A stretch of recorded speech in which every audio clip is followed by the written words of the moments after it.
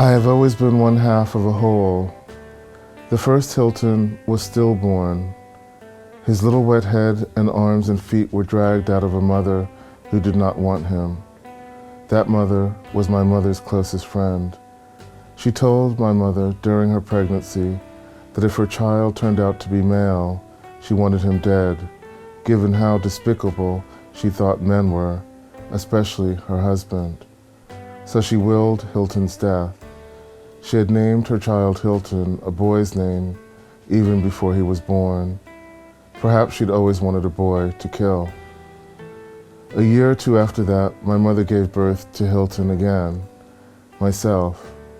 My mother named me Hilton for her friend's stillborn baby. The minute I was born, I was not just myself, but the memory of someone else.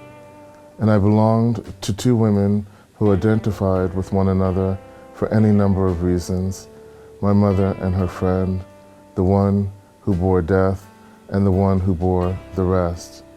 As boys, we went everywhere together, Hilton and I, my ghostly twin, my nearly perfect other half.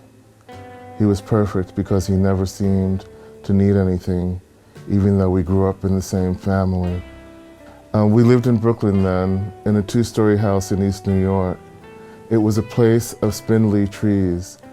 We had four older sisters who dressed like the Pointer Sisters on the cover of their debut album.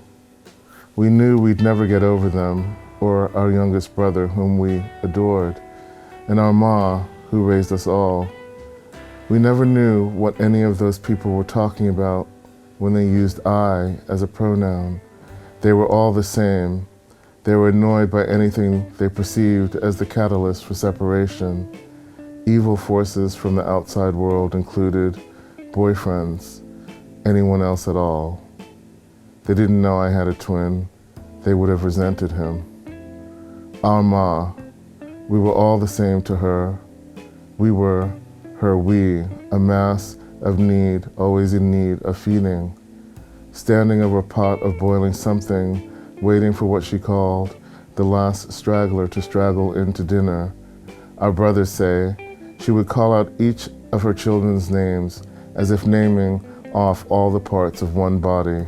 Sandra, Diana, Louise, Yvonne, Hilton, Derek, before giving up and giggling and saying, "Whoever you are, whoever I'm calling, come in and eat."